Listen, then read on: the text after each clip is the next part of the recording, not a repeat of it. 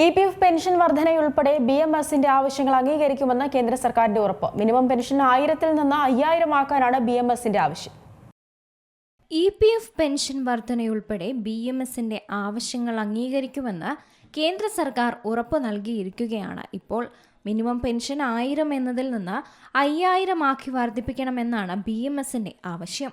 ഇതിൽ അനുകൂല തീരുമാനമുണ്ടാകുമെന്ന് കേന്ദ്ര തൊഴിൽ മന്ത്രി മൻസുഖ് മാണ്ഡവ്യയാണ് ഉറപ്പു നൽകിയത്. വിവിധ ആവശ്യങ്ങളിൽ അനുകൂല ഉറപ്പ് ലഭിച്ചതിനാൽ 15 മുതൽ 20 വരെയുള്ള ദേശീയ പ്രക്ഷോഭ പരിപാടികളും BMS ഉപേക്ഷിച്ചു.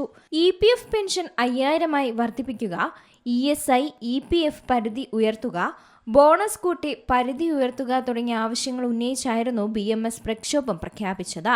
ലേബർ കോഡുമായി ബന്ധപ്പെട്ട് BMS എതിർപ്പ് പ്രകടിപ്പിച്ച വിഷയങ്ങളിൽ പരിഹാരമുണ്ടാക്കുമെന്ന് ഉറപ്പും കേന്ദ്ര തൊഴിൽ മന്ത്രി നൽകിയതായി ദേശീയ നിർവാഹക സമിതി അംഗം സി ഉണ്ണികൃഷ്ണൻ ഉണ്ണിത്താനം അറിയിച്ചിരുന്നു.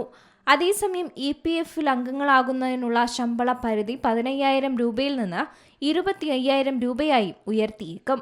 പദ്ധതി നടപ്പിലായാൽ 1 കോടിയിലധികം പുതിയ ജീവനക്കാർക്ക് EPF-ൽ അംഗങ്ങളാകാനും സാധിക്കും. വേതന പരിധി ഉയർത്തുന്നത് EPF, EPS നിക്ഷേപത്തിൽ കാര്യമായ വർധനവുണ്ടാക്കും. വിരമിക്കൽ സമയത്ത് കൂടുതൽ പെൻഷൻ ലഭിക്കുകയും ചെയ്യും. തൊഴിലുടമകളുടെ ബാധ്യത കൂടുമെങ്കിലും സുതാര്യത കൂട്ടാനും നിയമ ലംഘനങ്ങൾ തടയാനും ഈ തീരുമാനം ഉപകരിക്കുമെന്നാണ് വിദഗ്ധരും ചൂണ്ടിക്കാണിക്കുന്നത്. News desk C Malayalam news.